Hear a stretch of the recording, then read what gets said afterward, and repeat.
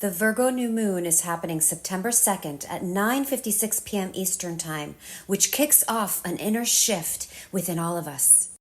This lunation cycle marks the beginning of eclipse season, as we're having our first Pisces lunar eclipse September 17th or 18th, depending where you're located. September starts with the potential for shocks, surprises, reversals, unexpected change, and an inner clarity of what we want to course correct. And that's because Uranus, the great awakener, the liberator, the part of us that wants to get liberated, is stationing retrograde at 27 degrees Taurus and is going to be journeying all the way back to 23 degrees Taurus until January 31st, 2025. Whenever a planet slows down, especially an outer planet, it is felt the strongest because the reverberation of the energy is the strongest. Uranus is linked with our inner sense of authenticity. So if you're sensing like an inner urge to break free from something, then follow your instincts, especially if you have late degrees in Aquarius, Leo, Taurus, and Scorpio, because otherwise Uranus will do it for you with outer events. We're entering a new phase of clarity of what needs to go, what no longer serves us, what is limiting us and blocking us and no longer functions. Or maybe it's a realization that you don't need it and want it on your path forward. So basically making a drastic decision that ultimately sets you free based on your self-worth and self-value. This is the highest expression of Uranus and Taurus. The sun and moon are going to be in conjunction at 11 degrees Virgo. Virgo energy is feminine and earth energy. It's all about service, how to make the harvest better, how to better serve yourself, the other, and the whole. Virgo is practical, analytical, and it's about the small details that are often overlooked that are needed to make the change or make something better. Now, the exact opposite frequency is Pisces energy, and Pisces is all about serving through the spiritual realm, the emotional realm, how to surrender and trust the divine within you. Now, Saturn has been in Pisces for the last year and a half, teaching us lessons how to trust the divine within us.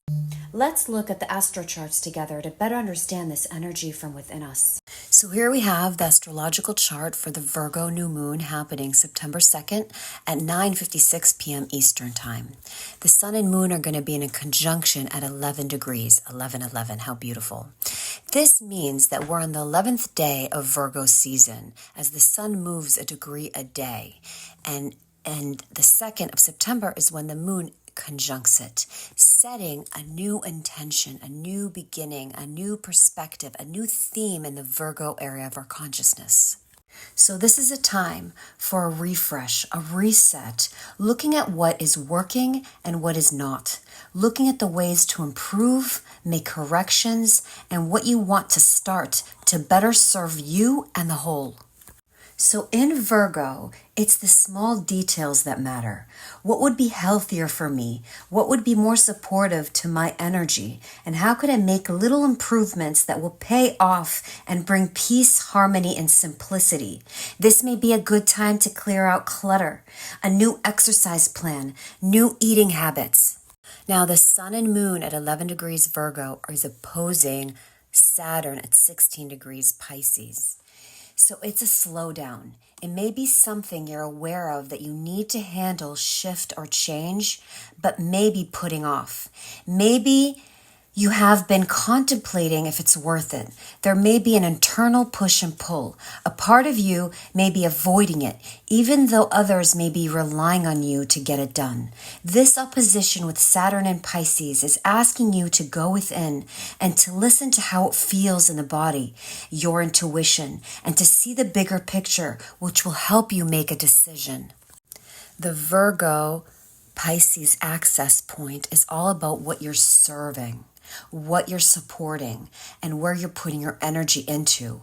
And there's a need to check in and see if there's equal energy exchange. Are you overgiving? Are you giving your energy away to things that don't serve you? There's a slowdown needed here, a need for silence, and maybe even saying no kindly. So the two rulers of Virgo, Mercury and Chiron, the wounded healer, are both making a trine, a very favorable aspect in astrology. So Mercury at 23 degrees Leo, after having a Mercury retrograde, now he's direct. He still hasn't cleared his shadow, but he's direct, is making a trine, a very positive aspect in astrology, with Chiron, the wounded healer. Both of them are in fire signs. So this trine, this energy here is inspiring us to make changes, initiate practical next steps in what is healthier and best serving for you and the whole. Now, Venus at 5 degrees Libra is having a conjunction with the South Node. Venus represents our desires, money, love relationships, or all relationship dynamics. This energy represents a release of behavioral patterns. It is a breakdown of the walls around our heart, our energetic field, that blocks our ability to receive love, goodness, and financial well-being. Now, in Libra, the shadow of Libra is people-pleasing. So you might be pushed and empowered into having an uncomfortable conversation where you need to stand up for yourself. It also could be the way in which we react to others by being closed off or aloof, trust issues, painful memories of the past where we're projecting onto others. What's exciting is in September, we're going to start having what's called a minor grand trine between the three outer planets.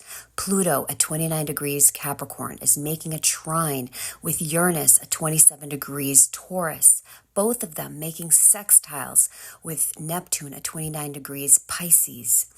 This has the potential for awakenings, for breakthroughs. I'll be making a separate video regarding this energy later on.